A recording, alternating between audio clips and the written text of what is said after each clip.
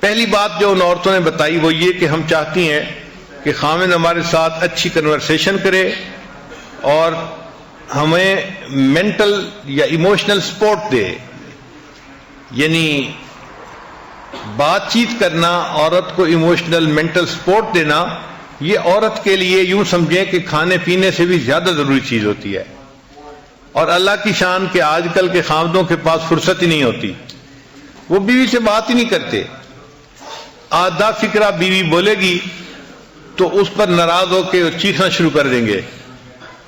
یہ بہت بڑی غلطی ہے جو ایک خاوند کرتا ہے کہ بیوی سے بات چیت نہ کرنا. دیکھیں، سائنس بتاتی ہے کہ انسان کے برین میں جو بات چیت کرنے والا حصہ ہے اس سے انسان کے جسم میں جتنی وائرنگ ہے مرد کی، اس سے ڈبل وائرنگ عورت کی ہوتی ہے.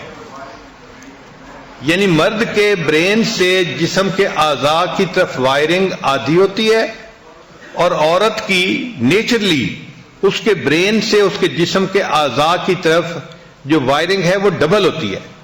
اس کا مطلب یہ کہ بات چیت جو ہے یہ عورت کی ضرورت ہوتی ہے. اللہ نے اس کی کنفیگریشن ایسی بنائی ہے کہ وہ بات چیت کیے بغیر رہ ہی نہیں سکتی. اور اس میں حکمت تھی. حکمت کیا تھی کہ خاوند تو گھر سے چلا گیا اپنے دفتر، اپنے فیکٹری میں، اب وہ تو آتا ہے شام کو، رات کو. تو اللہ نے عورت کو ایسا بنایا ہے کہ دن کی جتنی کارگزاری ہے اب وہ سنائے بغیر رہ نہیں سکتی. اس کا دل چاہتا ہے میرا ہسبینڈ آئے، میرے پاس چند منٹ بیٹھے، مجھ سے پوچھے دن کیسا گزرا تو میں اس کو ساری کارگزاری سناؤں. اب جب خاوند آ کے اس سے بات ہی نہیں کرتا تو عورت کی وہ جو ایک نیڈ ہوتی ہے وہ پوری نہیں ہوتی. عورت کی بات ہمیشہ سننی چاہیے. یہ ٹائم اس کو دینا اور اس کی بات کو تسلی کے ساتھ بیٹھ کے سننا، یہ اس کا حق ہے خاوند کے اوپر. چنانچہ جو لوگ اپنی بیوی کی بات کو نہیں سنتے ان کے گھروں میں خرابیاں آ جاتی ہیں. کیا وجہ؟ کہ اس عورت نے بات تو کرنی ہے، اس کی وائرنگ جو ایسی ہے. اب وہ بات کرے گی یا تو اپنی کسی کلاس فیلو سے، تو وہ بھی جوان بچی اس کو الٹے سیدھے مشورے دے گی. A young leading the young is like a blind leading the blind. They will both fall into the ditch. دونوں گڑھے میں گریں گے. یا پھر وہ اپنی ماں کو فون کرے گی پیچھے اور اس سے مشورے لینے شروع کر دے گی. تو یہ ریموٹ کنٹرول بھی پوزیشن اچھی نہیں ہے. اور اگر خدا نہ خواستہ قریب کے کسی غیر محرم مرد کو بھنک پڑ گئی تو وہ اس کا بڑا ہمدرد بن کے اس کی بات کو سنے گا اور عورت شیطان کے رستے پہ چل پڑے گی. اس لیے جو لوگ اپنی بیویوں کی بات نہیں سنتے وہ اپنی بیوی کو گناہ کے راستے پہ دھکے دے رہے ہوتے ہیں. یہ اس کا حق ہے کہ اس کی بات کو سنا جائے. اس پر 15 منٹ لگیں، آدھا گھنٹہ لگے، 1 گھنٹہ لگے، جتنا وقت لگے، یہ ایک فرض چیز ہے جس کو پورا کرنا ضروری ہے. لہذا بیوی کی بات کو توجہ سے سننا اور پھر اس کے مطابق اس سے گفتگو کرنا، یہ سب سے پہلی ڈیمانڈ ہوتی ہے کسی بھی بیوی کی. مرد بولتے کم ہیں اور اپنے کام زیادہ کرتے ہیں.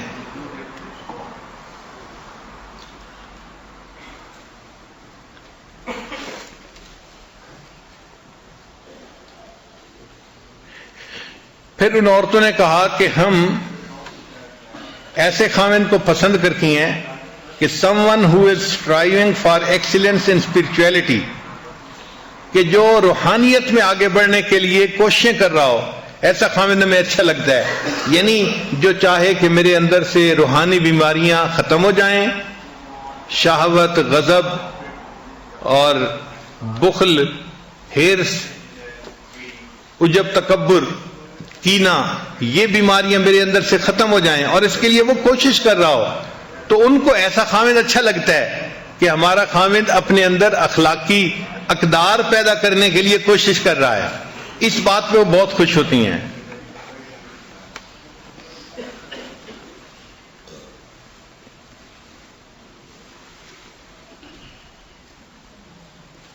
He should strive to the best and we know that no one is perfect. ان عورتوں نے کہا کہ ہم اس بات کو جانتی ہیں کہ کوئی انسان پرفیکٹ نہیں ہوتا، لیکن اس کو کوشش تو کرنی چاہیے اچھا بننے کے لیے.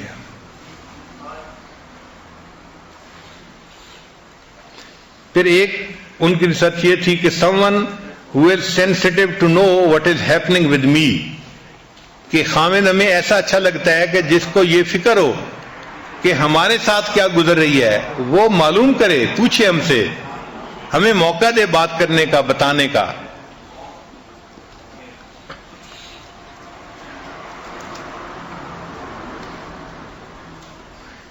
اور ایسے خامد کو ہم پسند کرتی ہیں who is family oriented، یعنی ہسبینڈ کو چاہیے کہ وہ فیملی اورینٹڈ ہو، بچوں سے پیار رکھے، محبت رکھے اور گھر کے کاموں میں دلچسپی لے. تو فیملی اورینٹڈ انسان اچھا لگتا ہے.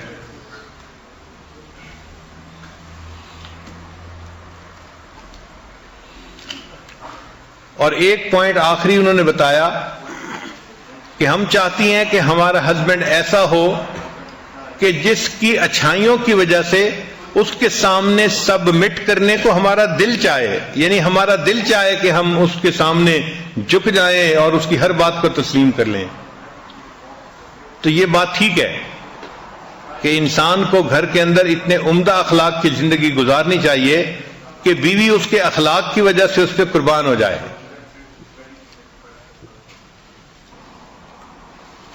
رزق کے فیصلے تو اللہ تعالیٰ نے کرنے ہوتے ہیں. اگر انسان اچھے اخلاق کا اظہار کرے تو ہم نے یہ دیکھا ہے کہ عورت غربت کے اندر بھی گزارا کر لیتی ہے، تنگی ترشی بھی برداشت کر لیتی ہے،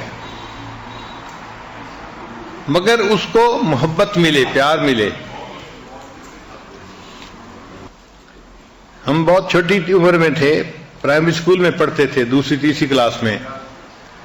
تو اس زمانے میں ہمارے ہاں